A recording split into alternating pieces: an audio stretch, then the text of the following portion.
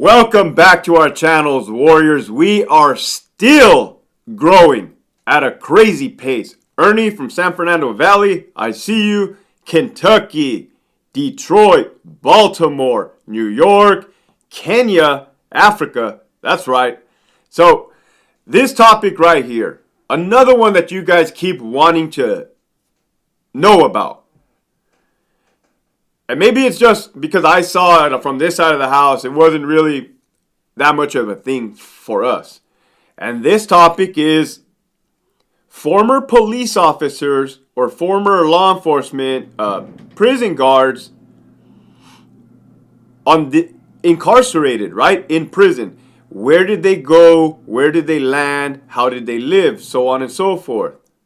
Well,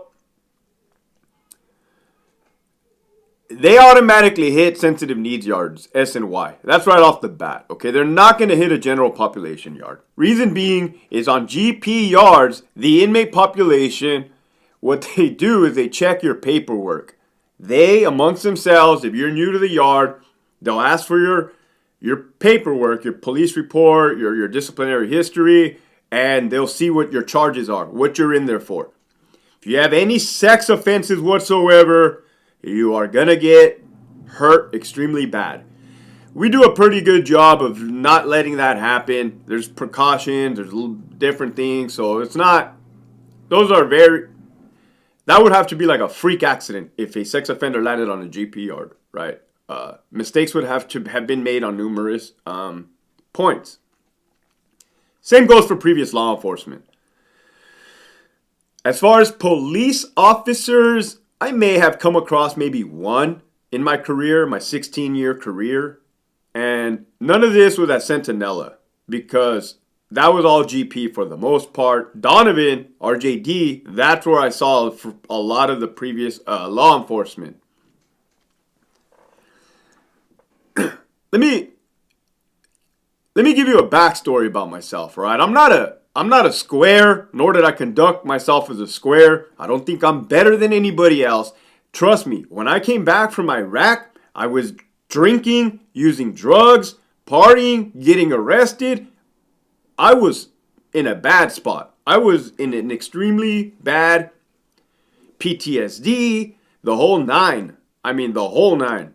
Until I was able to get the help that I needed, right? And I now have 12 years of sobriety and I am no longer in that position, right? So it's not that from the jump I thought I was better than anybody.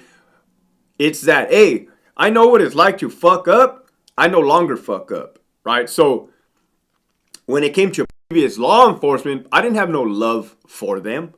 I didn't show them any fucking favoritism. What they did is they actually had committed a crime to get into prison. And they varied. The crimes varied. One dude I saw, he was a paisa, like a Mexican dude. He was a correctional officer, I believe, a CO. This dude killed his wife. Either he killed the wife or he killed the Sancho. This dude, like the crimes of passion, they call it. Right, and this is something that guys talk about in general, especially when you're younger. Oh man, if you ever caught your old lady cheating, what would you do? This and that, right? And there's just whatever people say they want to do. This guy killed the lover, the wife's lover, right? So, crimes of passion, I could see how that can play out, right? I don't agree with it, but I can see, hey man, this dude saw something, lost his fucking mind, and did that. Now, therefore, you got to reap the consequences. Now you're in prison, probably for life. So, I didn't treat them any different. They didn't get extra trays. They didn't get any extra yard privileges. They just were, to me, another inmate. That's it. Not which way or the other, just a normal, average inmate. Right? And I've said even about very influential inmates, like the shot callers at the top of the mountain. I didn't treat them any different. Right? I understood their power and I understood their position. But when I interacted, everybody got the same Hector, right? Not Hector because I went by my last name, but they got, the officer, the sergeant, the lieutenant in that role that I was in. On SNY yards, they don't get treated any different from the rest of the remainder of the inmate population because I think they understand that, hey, they're inmates now, that they're their peers now, right? So they're just living amongst each other. There is no animosity that I have seen or that I have even heard of. They're just one of the guys. One of the guys in blue instead of one of the guys in green as they used to be. I will tell you this. Right before I resigned, okay? I resigned from the California Department of Corrections on December 1st, right? A little over a month ago. I will tell you this. On Alpha Yard, SNY, I was in my office and I was fed up already. As you guys can tell how fed up I was, go back and watch all my videos. You'll understand why I resigned. I had my officer sitting across. So in the lieutenant's office, you have the lieutenant's desk. Across, you have the officer's desk. That officer that hangs out in there, their role is primarily the paperwork aspect. The rules violation reports, all the documentation, gathering facts, gathering evidence, gathering photographs, reaching out to other prisons, making sure we don't lose these rules violation reports. If an inmate committed a violation in prison, whether it be possession of alcohol, pruno, a weapon, a stabbing, an attempted murder, a murder, riots, it is that officer's primary duties to get the paperwork in order, right? They still respond to incidents when shit kicks off, but that's their primary purpose.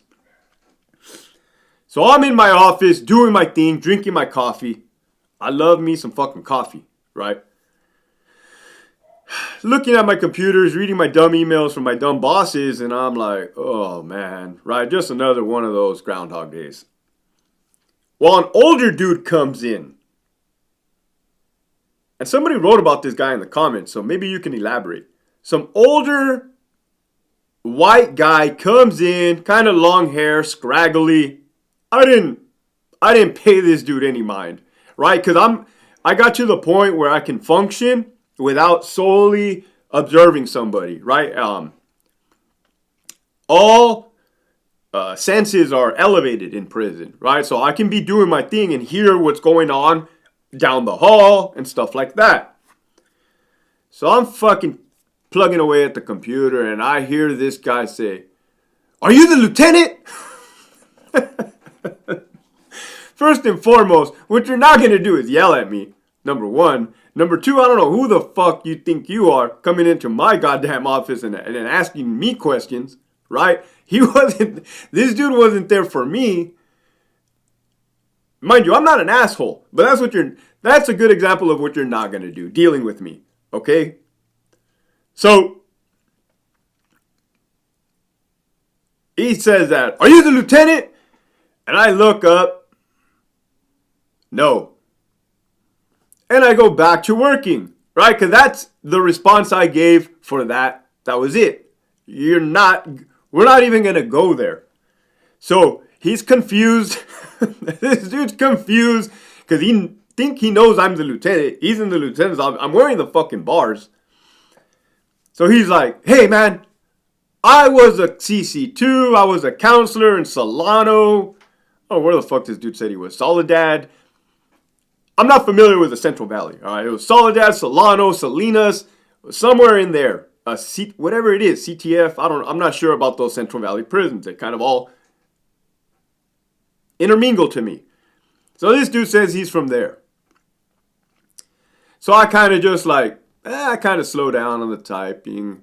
And this guy's going off now. Kind of like a J-Cat, right? Kind of like a mentally unstable inmate. Especially with what he's saying. He's like, "I was a Navy SEAL.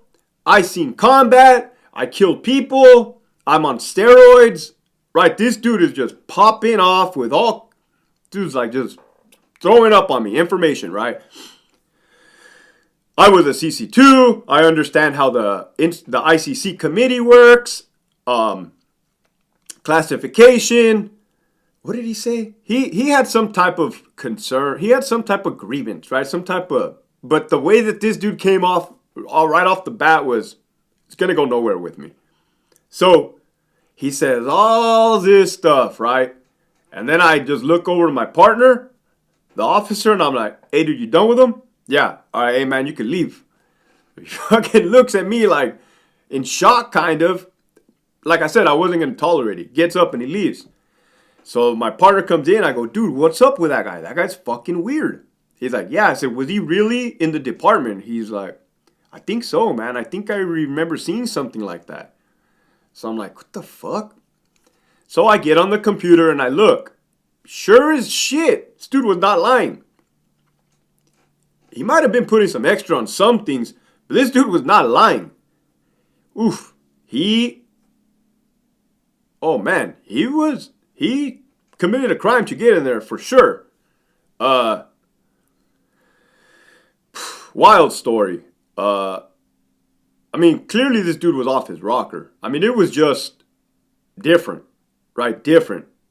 But again, I didn't fucking treat this guy any different. My views didn't change on him other than I had now had insight of this guy, which kind of makes me think, what else does this guy know as far as like our side of the house, like how we conduct our business, right? But then whatever the issue he had, he was in the right, whatever that issue was, and I believe that issue did get resolved. All right, but that's just fairness across the board, right? That's kind of how I carried myself. If you came at me sideways, you got nothing. You got a wall, right? Until you corrected yourself, then you came at me normal, then we can cross that threshold and work on your problem. I think they understood that. But yeah, so anybody would get that fair treatment of that's what it is now. Yeah, these former law enforcement, they feel entitled. All right, they do like they got something coming, they got something extra. Oh, I was a cop. To me, that's irrelevant. Yeah, you may have been a fucking cop, but you committed a crime. All right, not that I think I'm better than you, but you definitely committed a fucking crime, and I have a job to do, and you're there. That's it. Period. I hope I answered that for you guys. If you guys have any other questions regarding that, tap in the comment. If you guys know who I'm talking about, tap into that comment. That guy was odd, to say the least. Other than that, well, the message for today is firm, fair, and consistent. Just be firm, fair, and consistent across the board, right? You don't have to change up your demeanor for other people's. All right, you guys need to learn, and including myself, we need to know how to respond as opposed to react. All right, and that's the secret. Keep pushing forward.